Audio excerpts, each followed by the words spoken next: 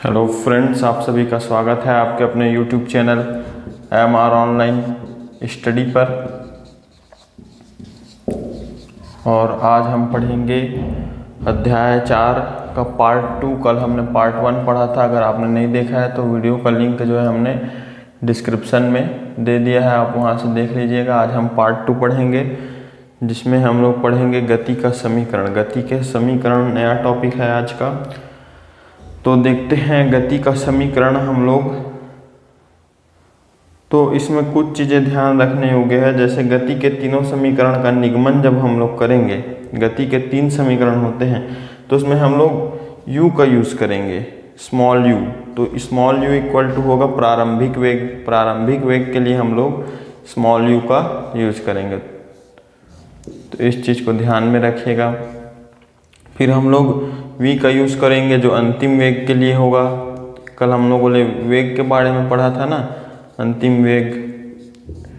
और फिर s का जब हम यूज करेंगे तो s का मतलब होगा विस्थापन।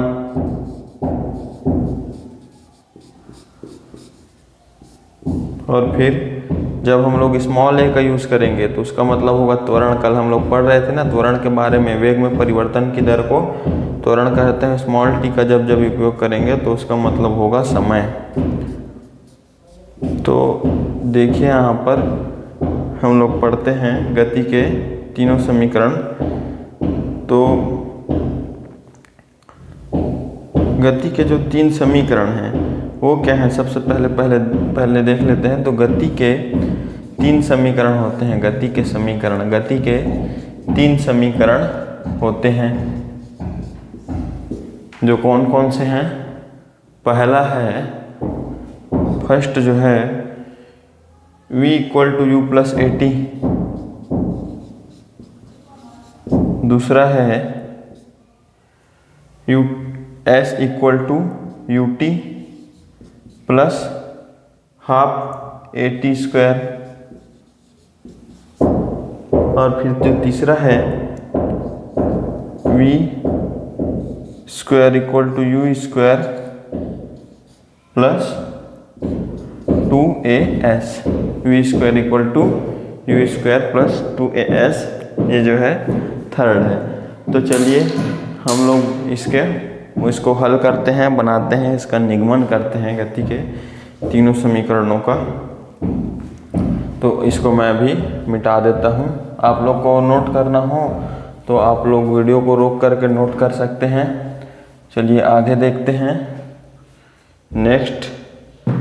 तो आगे हम लोग क्या देखेंगे, सबसे पहला जो समीकरण मैंने लिखा था v equal to u plus AT, उसका हम लोग निगमन करते हैं।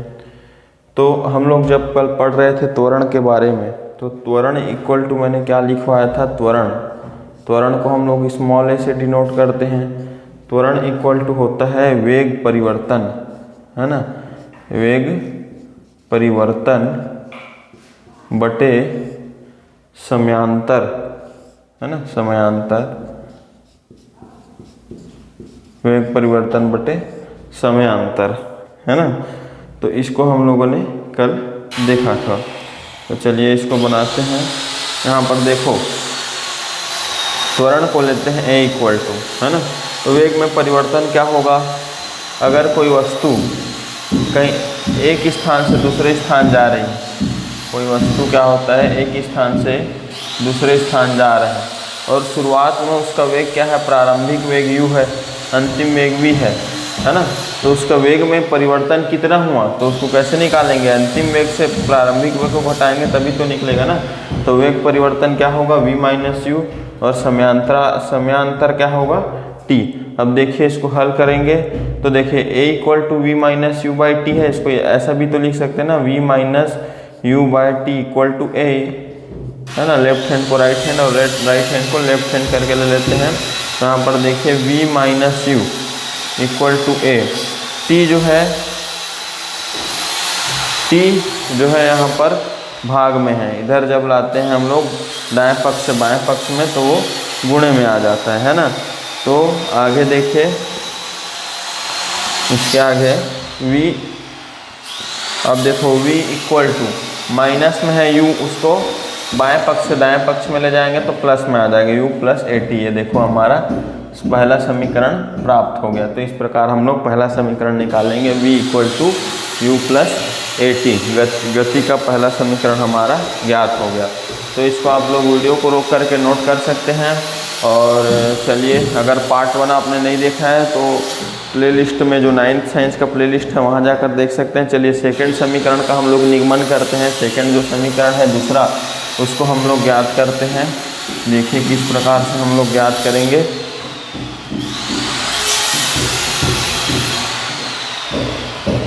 तो यहाँ पर हम लोग देखते हैं सेकंड क्या है उसको। तो सेकंड जो हमारा समीकरण था दूसरा, वो था s equal to U T plus half A T square. इसको हम लोग निकालेंगे। तो जब हम लोग कल पढ़ रहे थे औसत वेग के बारे में, तो मैंने बताया था औसत वेग का फॉर्मूला बताया था ना। औसत वेग, किसी भी वस्तु की औसत निकालने के लिए हम लोग क्या करते हैं, जितनी भी वस्तु है उसको जोड़ देते हैं और फिर उसको जितनी वस्तुओं से भाग देते हैं। जैसे मैथ्स में निकालते हैं ना समांतर माध्य प्रेक्षणों का योग बटे प्रेक्षणों की संख्या। तो यहाँ पर वैसे ही अगर कोई वस्तु एक स्थान से दूसरे स्थान जाती है, उसका प्रारंभिक वेग u, अंतिम वेग v है, तो उसका औसत कैसे निकालेंगे। u प्लस v को जोड़ देंगे और 2 से भाग देंगे, तभी तो औसत निकलेगा ना उसका। तो इस प्रकार ये औसत वेग हो गया। और कुल विस्थापन हम लोग कैसे निकालेंगे। औसत वेग बराबर क्या होता है, देखो कुल विस्थापन कैसे निकालेंगे हम लोग। कुल विस्थापन बराबर होता है, कुल विस्थापन इक्वल टू होता है औसत वेग गुणित समय, है ना। औसत वेग गुणित समय, औसत वेग गुणित समय क्या होता है, कुल विस्थापन।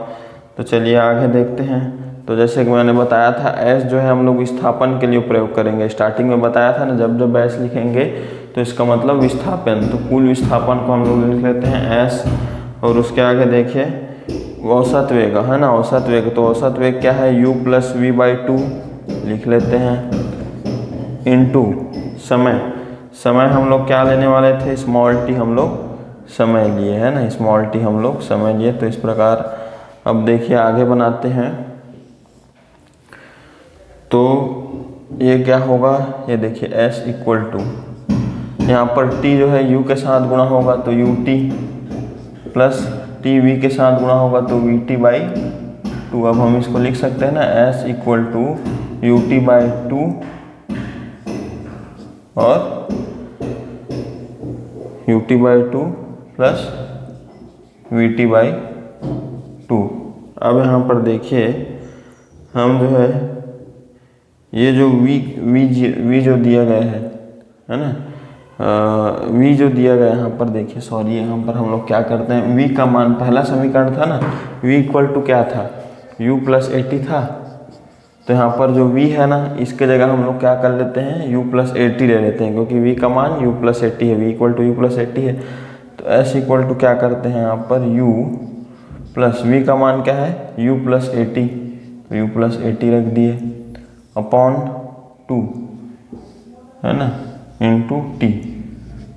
अब देखिए यहाँ पर आगे s इक्वल टू, ये देखिए u प्लस यू क्या हुआ, 2u by A T by 2 into T.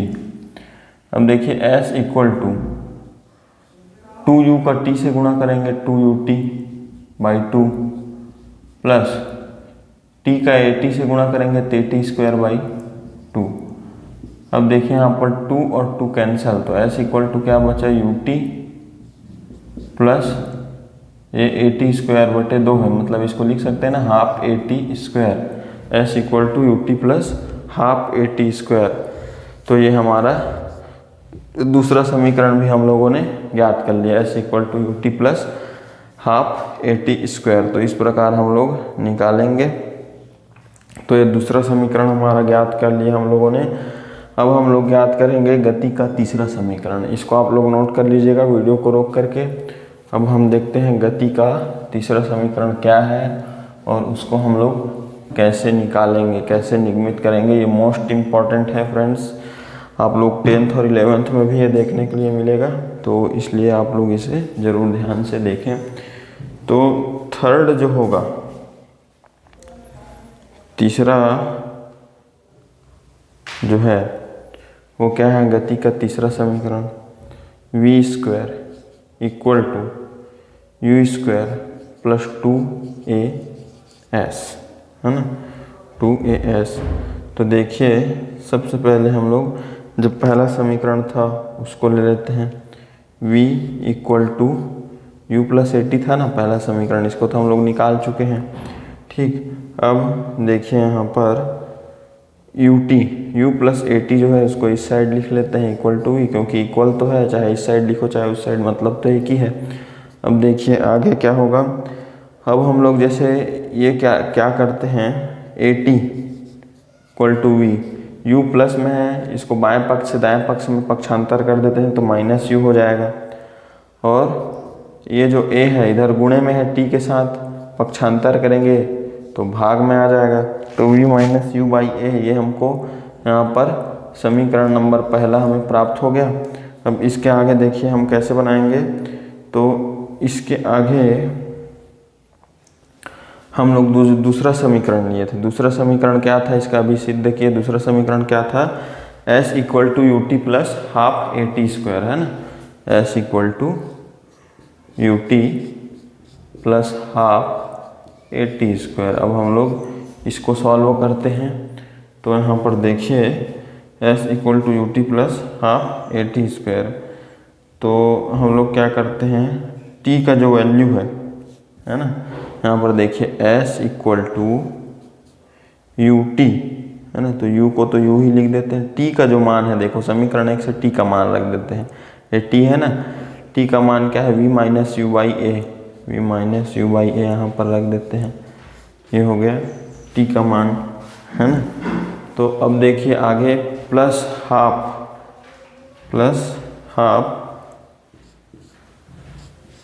a, फिर यहाँ पर टी स्क्वायर है, तो t की वैल्यू फिर से हम लोग रख लेते हैं, v माइनस यू बाई ए का स्क्वायर है, तो यहाँ पर हम लोग स्क्वायर कर देते हैं। अब देखिए हम लोग इसको आगे सॉल्व करते हैं,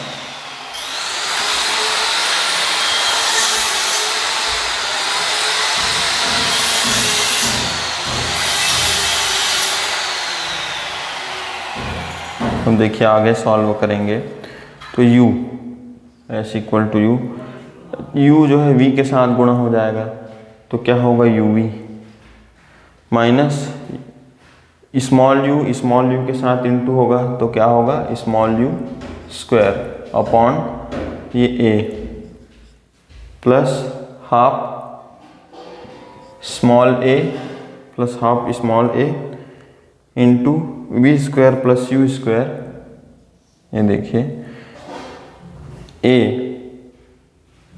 है ना, u minus V minus you.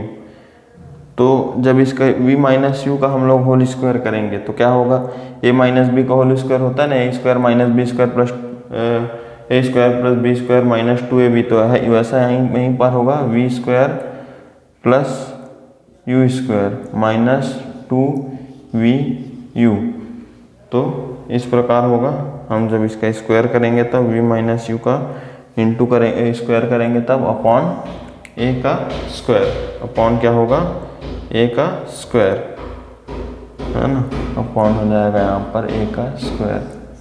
ठीक है, आगे देखते हैं। तो नेक्स्ट जो होगा हमारा, ये देखिए s equal to U V minus you square by A plus half. अब देखिए यहाँ पर a है a स्क्वायर, तो एक a कट जाएगा, कैंसिल हो जाएगा, तो क्या आएगा यहाँ पर, जो बचेगा उसको हम लोग लिख लेते हैं। क्या होगा यहाँ पर, ये V square plus you square minus 2vu upon, ये देखिए 2 का a के साथ गुणा होगा तो 2a यहाँ पर हो जाएगा अपॉन में, है ना। तो यहाँ पर देखिए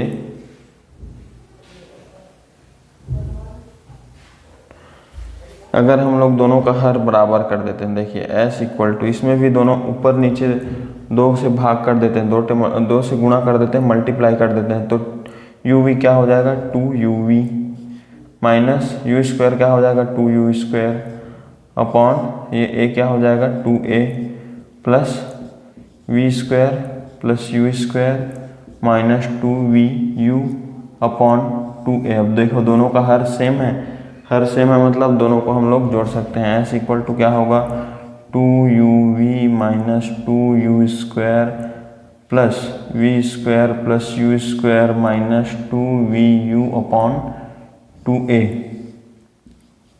इस प्रकार होगा। अब आगे हम लोग इसको बनाते हैं।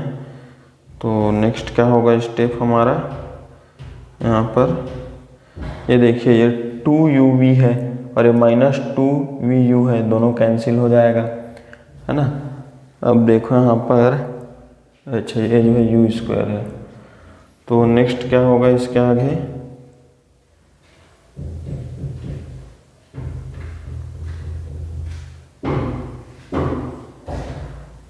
ये s इक्वल टू ये वी स्क्वायर और minus 2u square plus you square क्या होगा माइनस यू स्क्वायर, है ना, बाई 2a है ना। अब देखो इसके आगे यहाँ पर बनाते हैं,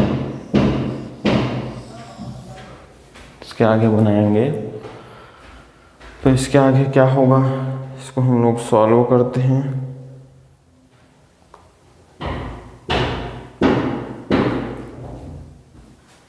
तो इसके आगे होगा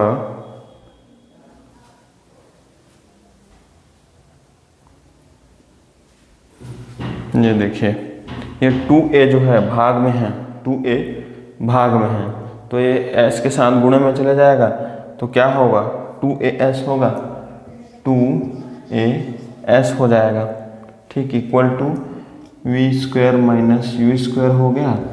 अब यहाँ देखिए v square minus you square हो गया। अब देखो ये जो 2as और ये माइनस यू स्क्वायर है, पक्षांतर होगा, बाएं पक्ष से दाएं पक्ष में प्लस यू स्क्वायर हो जाएगा इक्वल टू उधर वी स्क्वायर।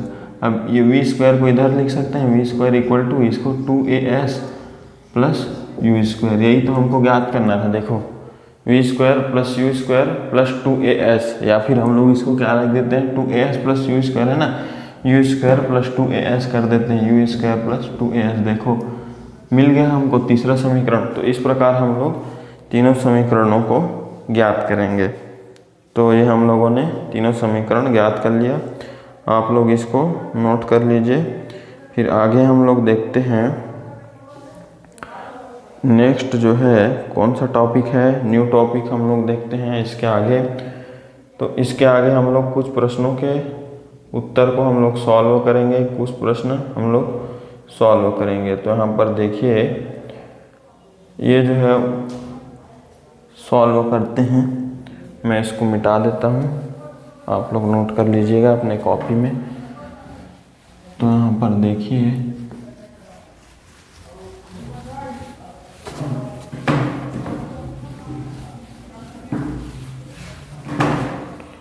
नेक्स्ट जो है एक पिंड 4 मीटर पर सेकंड की वेग से गतिशील है ना। एक नया क्वेश्चन यहाँ पर देखते हैं, उदाहरण नंबर 3 में उदाहरण 1 देखते हैं। तो उदाहरण नंबर 3 क्या है, एक पिंड 4 मीटर प्रति सेकंड के वेग से, एक पिंड है ना 4 मीटर प्रति सेकंड के वेग से गतिशील है, के वेग से गतिशील है, ठीक है। यदि उसका त्वरण लिख लेते हैं, यदि उसका त्वरण 2 मीटर प्रति सेकंड स्क्वायर हो तो 2 मीटर प्रति सेकंड स्क्वायर हो तो 5 सेकंड पश्चात उसका वेग 5 सेकंड पश्चात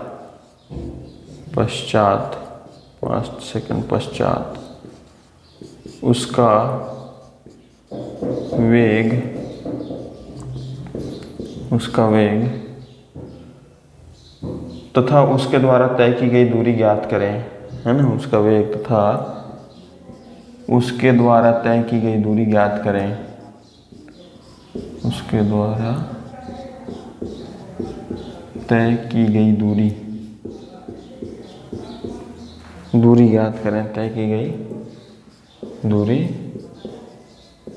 ज्ञात करें, है ना। तो इसको हम लोग सॉल्व करते हैं, है ना। तो सबसे पहले हल करते हैं। क्या दिया गया है, जो दिया है उसको लिख लेते हैं। क्या क्या दिया गया है अपने को। पिंड का वेग दिया गया है u, प्रारंभिक वेग, पिंड का वेग प्रारंभिक वेग क्या दिया गया है, u इक्वल टू 4 मीटर प्रति सेकंड। देखो दिया गया है 4 मीटर प्रति सेकंड, इसको उतार लेते हैं। फिर इसके बाद है त्वरण a का मान, हम लोग त्वरण को ऐसे प्रदर्शित करते हैं ना, स्मॉल है। त्वरण a का मान क्या दिया गया है, त्वरण a का मान दिया गया है 2 मीटर प्रति सेकंड स्क्वायर, 2 मीटर प्रति सेकंड स्क्वायर दिए गए हैं। अब अंतिम वेग क्या होगा, है ना, और तथा तय की गई दूरी क्या होगा। समय क्या दिया गया है, समय t बराबर यहाँ पर दिया गया है 5 सेकंड। 5 सेकंड का समय यहाँ पर हमको दिया गया है। अब गति के समीकरण से हम लोग निकालते हैं, v निकालना है हमको। प्रारंभिक वेग u दे दिया गया है, अंतिम वेग v हमको निकालना है। तो v equal to you plus 80 होता है, v equal to you plus 80 समीकरण 1 से, v equal to you plus 80 गति के समीकरण 1 से। तो v इक्वल टू यू क्या हुआ है हमारा, u जो दिया गया है 4 दिया गया है, प्लस a दिया गया है। a क्या दिया गया है हमारा 2 दिया गया है, और t क्या दिया गया है हमको 5 दिया गया है। तो इस प्रकार हम इसको सॉल्व करते हैं। तो आगे देखिए यहाँ पर ये हो जाएगा v इक्वल टू, मतलब अंतिम वेग इक्वल टू ये u का मान हमको क्या दिया गया है 4, है ना। 4 प्लस ये हो गया 2 पंचे 10, तो मतलब v अंतिम वेग क्या हो गया 14, अंतिम वेग क्या हो गया 14 मीटर प्रति सेकंड। ये हम लोग ने अंतिम वेग ज्ञात कर लिया। अब हम लोग को विस्थापन ज्ञात करना है ना। विस्थापन देखो, वेग ज्ञात करने के लिए बोला था और तय की गई दूरी ज्ञात करने के लिए बोला है। तो देखो हम लोग कैसे ज्ञात करेंगे। यहाँ पर जो द्वितीय समीकरण होता है क्या होता है, s equal to U T plus half A T square, है ना।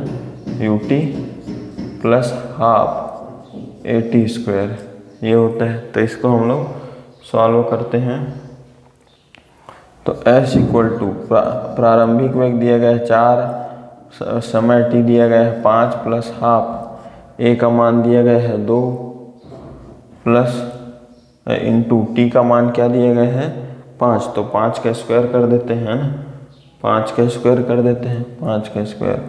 देखिए यहाँ पर 2 और 2 कैंसिल, s इक्वल टू क्या होगा 4 पंचे 20 प्लस 5 का स्क्वायर 25, 20 और 25 क्या हो गया 45। विस्थापन क्या दिया गया है 45 मीटर विस्थापन दिया गया है ना। तो हम लोगों को ज्ञात करने के लिए बोला गया था ना, सबसे पहले वेग ज्ञात करने के लिए बोला था। तो वेग निकल गया 14 मीटर प्रति सेकंड, और उसके द्वारा तय की गई दूरी क्या निकल गया 45 मीटर उसके द्वारा तय की गई दूरी है ना। तो इस प्रकार हम लोगों ने दोनों आंसर निकाल लिए हैं। इसको आप लोग लिख लीजिएगा, ये दोनों हमारे आंसर हैं, विस्थापन और वेग। तो इसी प्रकार के बहुत सारे समीकरण दिए गए हैं, बहुत सारे क्वेश्चन दिए गए हैं जिसका वो जिसमें हम लोग क्या करेंगे, जो हमारा गति का समीकरण है उसको हम लोग यूज़ करेंगे उसमें। अब देखते हैं आज का लास्ट टॉपिक, और फिर कल जो पार्ट 3 रहेगा अध्याय 4 गति का, उसमें हम लोग जितने भी आपके क्वेश्चन आंसर हैं, इस अध्याय के जितने भी क्वेश्चन आंसर हैं, उन सभी को हम लोग कल हल करेंगे, सभी को कल सॉल्व करेंगे। तो देखिए लास्ट टॉपिक आज का क्या है, एक समान वृत्तीय गति। एक समान वृत्तीय गति, एक समान वृत्तीय गति, इसको हम लोग देखेंगे। तो एक समान वृत्तीय गति क्या होता है? हम जानते हैं कि जब किसी वस्तु की गति त्वरित होती है तो उसके वेग में परिवर्तन होता है ना। वेग मान लो स्लो चल रहा है, वो अचानक बढ़ जाता है, कभी कभी अचानक चल रहा है वो स्लो हो जाता है ना, तो वेग में परिवर्तन हो जाता है। ठीक है, यह वेग में परिवर्तन किस किस तरह से हो सकता है? परिवर्तन की 3 स्थितियां संभव है। पहला स्थिति क्या होता है? वेग में परिवर्तन के पहला स्थिति क्या होता है? उसके अंतर्गत वेग के परिमाण में परिवर्तन हो पर दिशा वही होता है, दिशा वही होता है, भले वेग कम या घट जाता है। दूसरा क्या होता है? दूसरे में ये होता है कि वेग का परिणाम नियत किंतु दिशा में परिवर्तन होता है। वेग वही रहता है, वेग वही रहता है परंतु दिशा जो है चेंज हो जाता है। ठीक है, और तीसरा जो टाइप का वेग परिवर्तन होता है उसके अंतर्गत वेग के परिणाम और वस्तु की गति की दिशा दोनों परिवर्तित। तो वेग में परिवर्तन कैसे होता है? वेग और दिशा दोनों समान हो, पहला कंडीशन तो ये है। दूसरा क्या है? वेग समान हो, दिशा बदल जाए। तीसरा वेग और दिशा दोनों बदल जाए। तो इस प्रकार होता है। क्या आप एक ऐसा उदाहरण सोच सकते हैं जिसमें एक समान वस्तु के एक परिणाम नियत परंतु उसकी दिशा में निरंतर बदलाव आ जाए? धावक का वृत्तीय मार्ग पर दौड़ना, उसको देखो ये वृत्तीय मार्ग पर दौड़ रहा है, यहाँ से शुरू कर रहा है और यहाँ उसको पहुँचना है, तो पहुँचेगा तो यहीं से पहुँचेगा, तो इसी रूट से पहुँचेगा ना। तो इसका परिणाम क्या है? ये है। और दिशा क्या है? बदल रहा है। देखो पहले इस दिशा में गया, फिर मुड़कर विपरीत दिशा में गया कि नहीं, गोलाकार पथ में। और पंखे का घूमना है ना, पंखे का घूमना, दिशा वही रहेगा है, लेकिन मतलब दिशा जो है चेंज होता रहेगा, परिणाम वही रहेगा उसका, है ना। घड़ी के सुइयों का घूमना, तो ये सभी चीज़ें हैं। तो वृत्तीय गति के अनुभव को आप वृत्तीय झूले, हवाई झूले में भी कर सकते हैं। वृत्तीय गति के ऐसे अन्य उदाहरण दैनिक जीवन में हमको ढूंढना है। तो यही सब जो है एक समान हमको हमारा वृत्तीय गति कहलाता है, एक समान वृत्तीय गति कहलाता है। ठीक है, तो जब कोई वस्तु वृत्तीय पथ पर गति करती है, या फिर हम लोग ये बोल सकते हैं कि परिणाम समान परंतु दिशा भिन्न भिन्न हो, तो उस प्रकार की गति को हम लोग क्या कहते हैं? एक समान की वृत्तीय गति। और कल जो है हम लोग नेक्स्ट पढ़ेंगे, अध्याय 4 के प्रश्नों के उत्तर को हम लोग बनाएंगे, सॉल्व करेंगे। तो देखिए यहाँ पर आगे होगा अध्याय 4। अब हम लोग कल इसके प्रश्नों के पार्ट 3 में, तो आप अगर ऑनलाइन क्लासेस लेना चाहते हैं हमारा 9th क्लास का, तो इस नंबर पर संपर्क करें 7974349536। और पेड प्रमोशन के लिए भी इसको आप यूज़ कर सकते हैं, पेटीएम, गूगल पे, फ़ोनपे, है ना, किसी भी UPI माध्यम से। और आप हमारे चैनल में इसी तरह जुड़े रहिए। डेली जो है हमारा चैनल है MR ऑनलाइन स्टडी पर सुबह 8 बजे क्लास होती है डेली, तो आप इसमें अवश्य जुड़ें। और अगर आप लगातार इसको पढ़ना चाहते हैं, जो साइंस चल रहा है, तो हमारे चैनल को सब्सक्राइब कर दें, ताकि हम लोग डेली वीडियो डालें और डेली आपके पास नोटिफिकेशन पहुंच जाए। उसके लिए आप बेल आइकन भी क्लिक कर दें, ताकि आपके पास नोटिफिकेशन हमारा पहुंच जाए। कमेंट करके ज़रूर बताएं कि आपको यह वीडियो कैसा लगा, और कुछ पूछना हो तब भी आप कमेंट करके ज़रूर पूछ सकते हैं। कुछ भी सवाल, हम उसका जवाब ज़रूर आपको देने की कोशिश करेंगे। तो मिलते हैं, और अगर आपको यह वीडियो अच्छा लगा हो लाइक ज़रूर करना, और हम लोग मिलते हैं फिर कल सुबह 8 बजे। धन्यवाद दोस्तों।